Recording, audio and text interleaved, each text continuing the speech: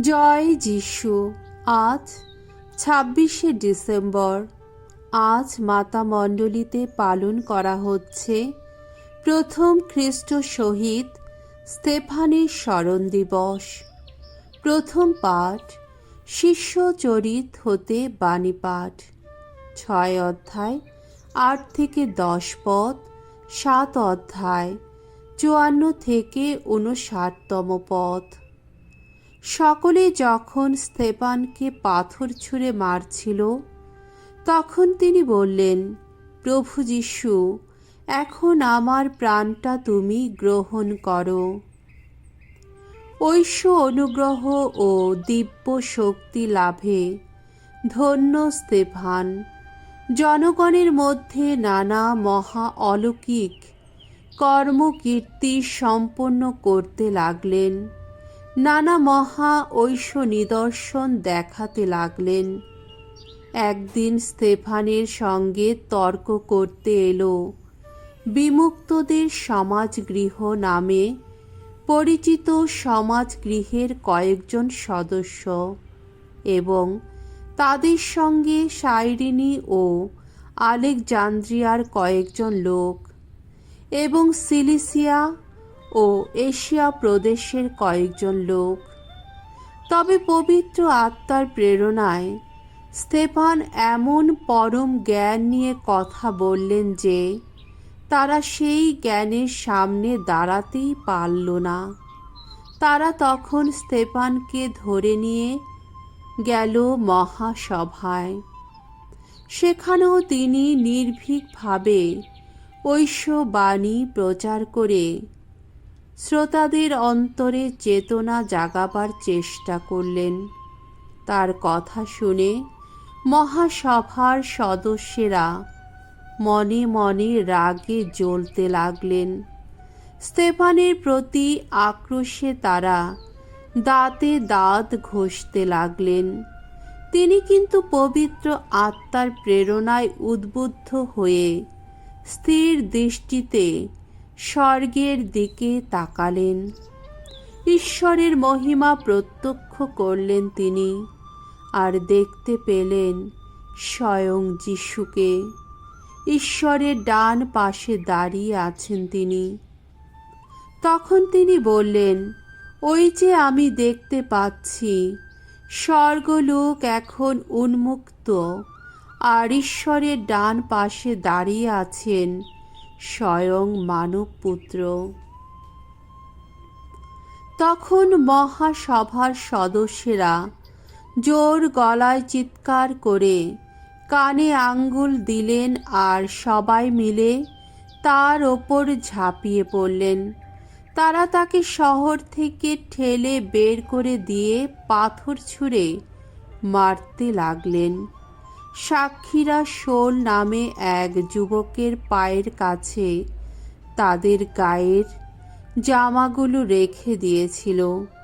সকলে যখন স্তেফানকে পাথর ছুঁড়ে মারছিল, তখন তিনি মিনতি জানিয়ে বললেন, প্রভু যীশু, এখন আমার প্রাণটা তুমি গ্রহণ করো।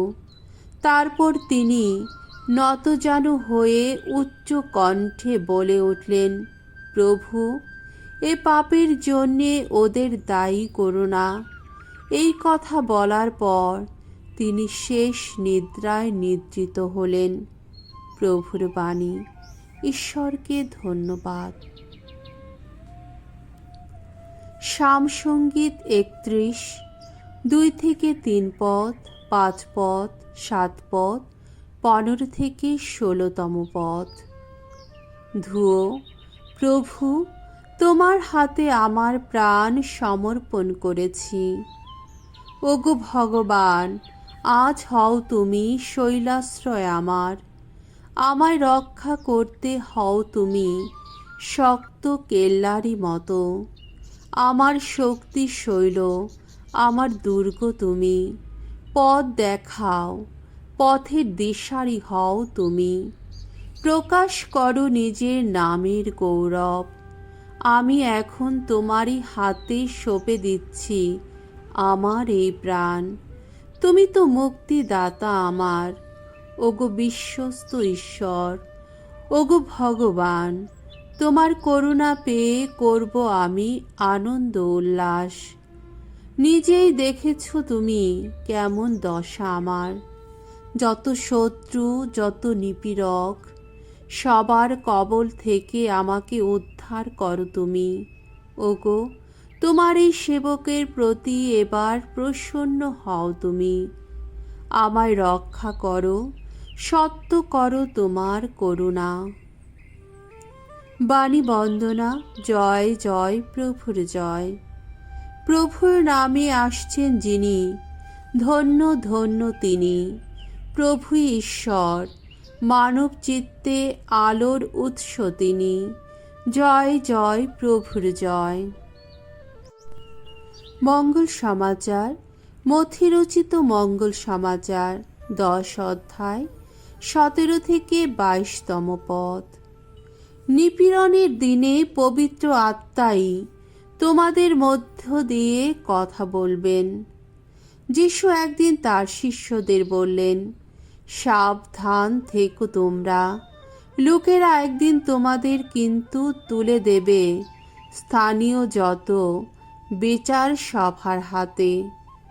তাদের যত সমাজ গৃহে তোমাদের কশাঘাত করবে।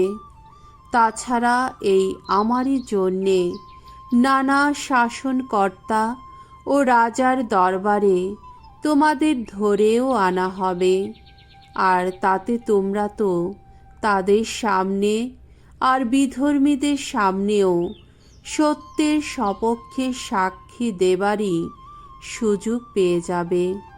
লোকেরা যখন এমনি ভাবে ওদের হাতে তোমাদের তুলে দিবে, তখন তোমাদের যে কি বলতে হবে, কিভাবে বলতে হবে, তা নিয়ে কোনো চিন্তাই করো না।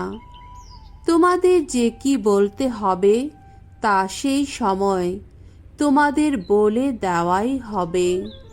কেননা সেদিন তোমরা যে নিজেরাই কথা বলবে তা নয়, তোমাদের পিতার সেই পরম আত্মাই সেদিন তোমাদের মধ্য দিয়ে কথা বলবেন। তখন কিন্তু ভাই তার আপন ভাইকে আর পিতা তার আপন সন্তানকে তুলে দেবে মৃত্যুর হাতে। সন্তানেরা পিতা মাতার বিরুদ্ধে উঠে দাঁড়াবে, তাদের হত্যাই করাবে। আমার জন্যে তোমরা তো হয়ে উঠবে সকলেরই ঘৃণার পাত্র, কিন্তু যে তবুও শেষ পর্যন্ত স্থির হয়ে দাঁড়িয়ে থাকতে পারবে, সেই পাবে পরিত্রাণ। প্রভুর মঙ্গলময় বাণী। খ্রিস্ট প্রভু তোমার প্রশংসা হোক।